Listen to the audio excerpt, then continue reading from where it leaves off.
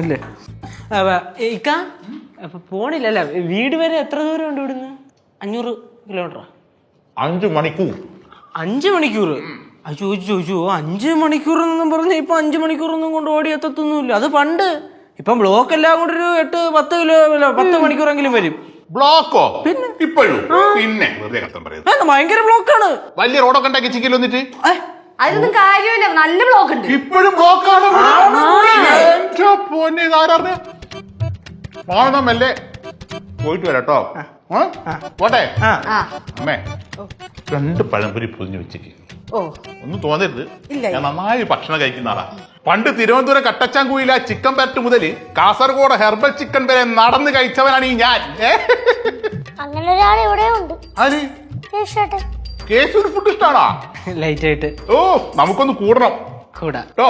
അടുത്ത വരവിനാക്കാം. മോളെ അതിങ്ങെടുത്തു, നമുക്ക് പൊതിഞ്ഞു കൊടുക്കാം. പഴവും കൂടി എടുത്തോളൂ. ഷുഗറാണ് ഏതാ? ഈ പഴംപൊരിപ്പം തന്നെ തീരുന്നാ തോന്നുന്നു.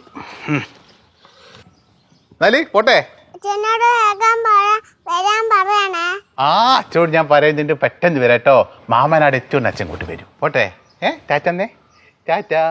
2 ദിവസം നിക്കണമെന്നൊക്കെ ഉണ്ടായിരുന്നു. വീട്ടിൽ കാത്തുക്കുണ്ട്. അതാട്ടോ വരാ. ചിലപ്പോ പോന്ന വഴിക്ക് ഞാൻ പറ്റിക്കലൊന്ന് കേറിയിട്ട് പോട്ടോ. പഴംപൊരി ഉണ്ടാക്കിയേക്കണം. പോട്ടെ. അയ്യോ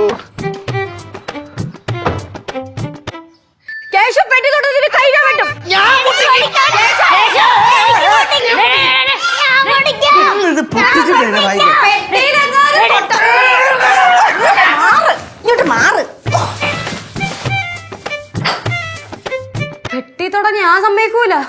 എന്ത്? എന്റെ കെട്ടിയവൻ എനിക്ക് കൊണ്ടുവന്ന പെട്ടിയല്ലേ? അല്ലേ? ചേച്ചിയുടെ കെട്ടിയവൻ എനിക്ക് വേണ്ടി അയച്ചു വിട്ട പെട്ടിയല്ലേ? ആര് പറഞ്ഞേ? എന്റെ അളിയൻ നമുക്ക് എല്ലാവർക്കും കൂടി അയച്ച പെട്ടി.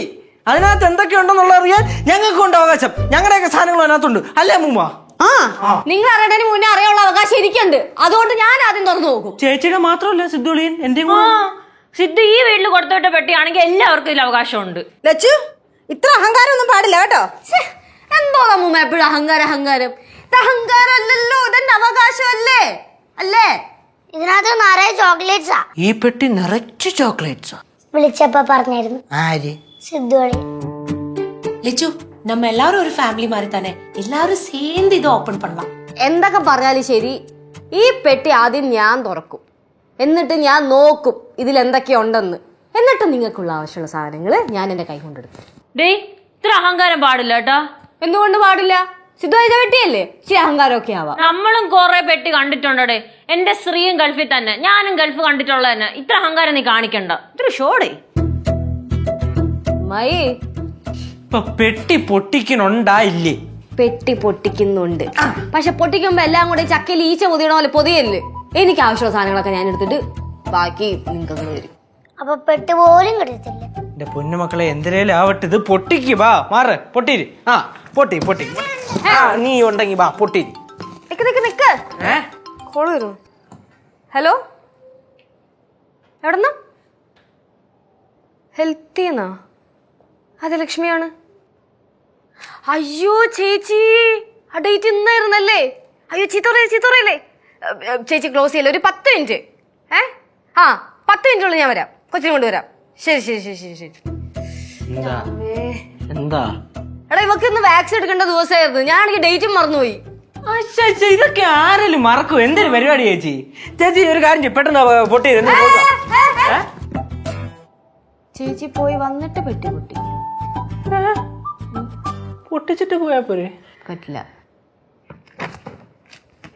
പോയി വന്നിട്ട് പൊട്ടിച്ചിട്ട് ആവശ്യമുള്ള സാധനങ്ങള് ഞാൻ എന്റെ കൈ കൊണ്ടെടുത്ത് തരാം. കല്ലിങ് വന്നേ, വാ പോവാ. പിന്നെ ഒരു കാര്യം, ഞാൻ പോകുന്ന ഗ്യാപ്പിൽ എങ്ങാനും പെട്ടി ആരെങ്കിലും തൊട്ടവന്റെ കൈ ഞാൻ വിട്ടു. നോക്കൂ. ഇത് വല്ലാത്ത കഷ്ടമാണ് കേട്ടോ. അമ്മൂമ്മോ, കനകാന്റി, നിങ്ങൾ 2 പേര് എന്റെ കൂടെ നിൽക്കുവാണെങ്കിൽ പെട്ടി ഞാൻ പൊട്ടിക്കാം. ഞാൻ കൂടെ കാണും. കൂടെ നിന്ന അങ്ങനെ എങ്ങാനും നീ ചെയ്താ നിന്റെ തല ഞാൻ വിട്ടു.